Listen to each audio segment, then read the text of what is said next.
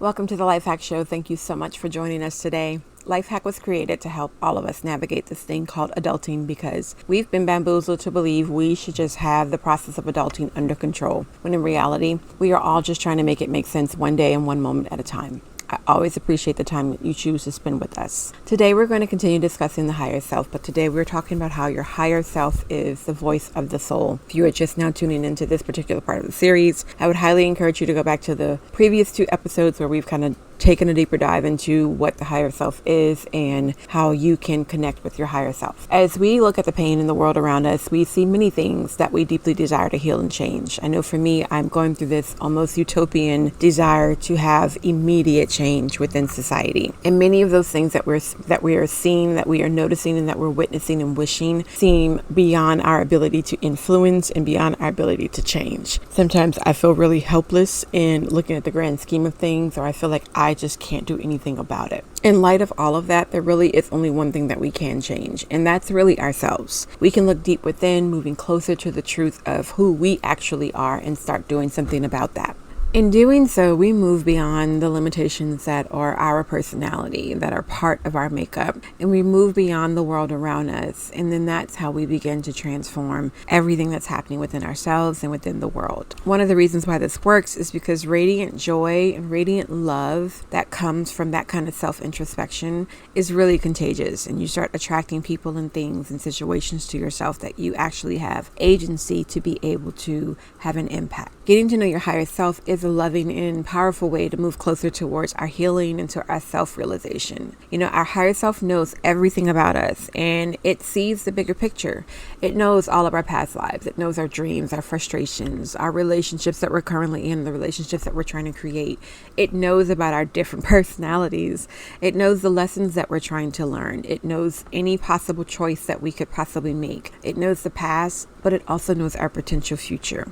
And so being able to connect with that higher self and being able to really tap in and understand what your path is and where your higher self is trying to take you on that path will really open up our world to being able to have an effect, to being able to actually do something about everything that we see going on. The higher self can be a really wonderful guide for us. Let's just imagine the possibility of seeing everything more clearly, of feeling the joy and that security that comes with knowing that your choices, the ones that you're currently making, are taking you forward toward your actual highest good. A lot of times when we're facing challenges and we're moving through difficulties, we tend to start to feel lonely, or we might feel isolated. And a lot of times we feel highly misunderstood by other people who are witnessing that journey. But by getting into our higher self, by allowing our higher faculties to become involved in our daily life, we're able to feel more loved and nurtured and more deeply understood. More importantly, we're able to feel those things from within instead of looking for confirmation of those things from without. Knowing that our higher self is always there for us in a way that other human beings might not be able to be. A lot of times we put pressure on other people to show up and to deliver something that we are craving or that we need to feel alive, when in reality that should be coming from within instead of from without. Knowing the difference between that allows us to tap into that higher being within ourselves, because that higher being is willing to always give us the attention that we need. It's always loving. It always has our highest good in mind, and it's always guiding us ever closer to unlimited source of knowledge, of love, of energy, of attention, and of time. Some caveats, because as we're going to grow and we're going to evolve, we might find that our personality is not enough to support this expanded, abundant idea of self. We sense and we know that the possibility of true prosperous living is available, but our old patterns and our old way of thinking and doing don't give us the guidance that we need to actualize those spiritual ideals and to transform our lives. We need a means of finding our way through the day-to-day reality of living in a way that supports our soul's expansive desires. The higher self is the voice of that soul, that little small voice that you're hearing that's guiding you along the way. That is the way that we're going to bring this into our day-to-day. We need to create a best friend relationship with our higher intelligent being, because that relationship will provide us immediate and insightful help for for any challenges that are coming up in the everyday day-to-day. When we are allowing that higher being within us to be the navigator, we're deepening our relationships with ourselves and our relationships with others in more of a soul-to-soul type of communication. Previously, things that seemed unsolvable, problems that seemed like we just couldn't get there, relationships that were conflicted can be healed, they can be reignited, or they can be understood. Those problems can be resolved. Those relationships can be put to bed. Those ideas, that conflict can then be worked through, and we no longer have this feeling of angst. Because when we start tapping into this, you all, the love connection between each other, between other beings, it begins to transcend any kind of personality differences. You start to figure out that your personalities don't really matter as much because your inner beings are connecting. It's your higher self that's allowing for that connection. But here's the thing, your higher self won't allow you to have that connection with someone else who's not ready for that type of connection.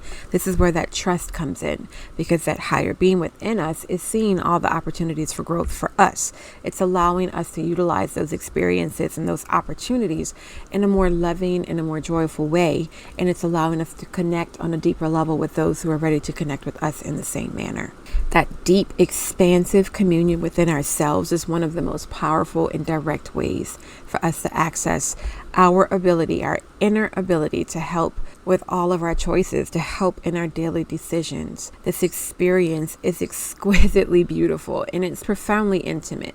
This level of intimacy is something that most of us never get the pleasure and benefit of experiencing, because we really do believe that what you see is what you get, that what you're experiencing right now, what you know, how you are, how you act, how you think, how you behave is all there is. I want to share with you the possibility that maybe it's not, that maybe there is something greater. I want you to open your brain and your mind and your soul and your heart to believing that there is a deeper being within you. There is a higher being within you that is just waiting for you to tap in so that they can begin to have a daily impact on your life. One of the reasons why people are seeking soulmates and soul fires and twin flames and all the things that we hear it referred to as for romantic relationships is because they're craving that higher self connection.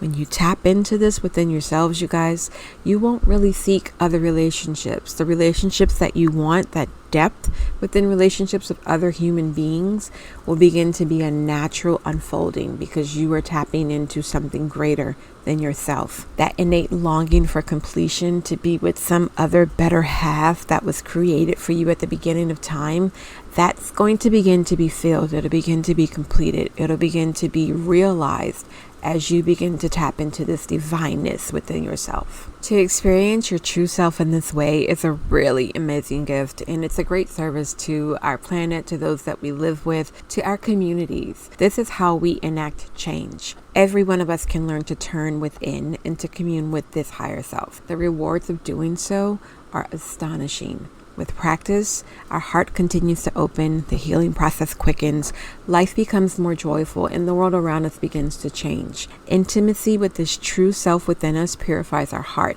It allows us to experience our own true abundant nature and to live within that pure joy and that true happiness. It doesn't have to be difficult. All it takes, you all, is a willing heart and practice. You know, if you need help in this area, I'm going to encourage you to really check out our academy, because we do take deeper dives into topics like these. We have some actual rubric on how you can begin to practice this and impart this particular practice as part of your daily life. I would encourage you to check that out. The link is in the show notes. Go ahead and check that out when you get a chance. I hope that this has been helpful to you. I hope that you are finding that there is something greater than what you're currently living and that you have access to it. I love you guys, and I will talk to you later. Bye-bye. Welcome to the